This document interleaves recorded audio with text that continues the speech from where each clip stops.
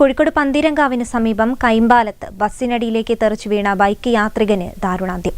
പുത്തൂർ മഠത്തിന് സമീപം ഇല്ലത്ത് താഴം വീട്ടിൽ സുരേഷാണ് മരിച്ചത്.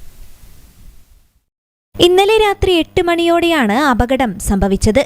പെരുമണ്ണയിൽ നിന്നും കോഴിക്കോട്ടേക്ക് പോകുകയായിരുന്ന സ്വകാര്യ ബസ്സിനടിയിലേക്ക് ബൈക്ക് തെറിച്ചു വീഴുകയായിരുന്നു.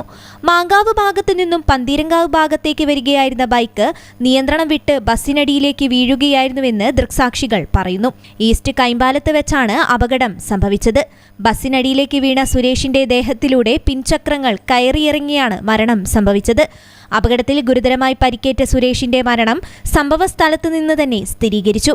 അപകടത്തെ തുടർന്ന് പന്തീരങ്കാവ് കോഴിക്കോട് റോഡിൽ ഏറെ നേരം ഗതാഗതവും തടസ്സപ്പെട്ടു. പന്തീരങ്കാവ് പോലീസ് സ്ഥലത്തെത്തി മൃതദേഹം മെഡിക്കൽ കോളേജ് ആശുപത്രിയിലെ മോർച്ചറിയിലേക്ക് മാറ്റി. അപകടത്തിൽ മരിച്ച സുരേഷ് കോഴിക്കോട്ടെ ഒരു ജ്വല്ലറിയിലെ സെക്യൂരിറ്റി ജീവനക്കാരാണ്. അപകട കാരണം ഇതുവരെയും വ്യക്തമായിട്ടില്ല. News bureau, Kozhikode.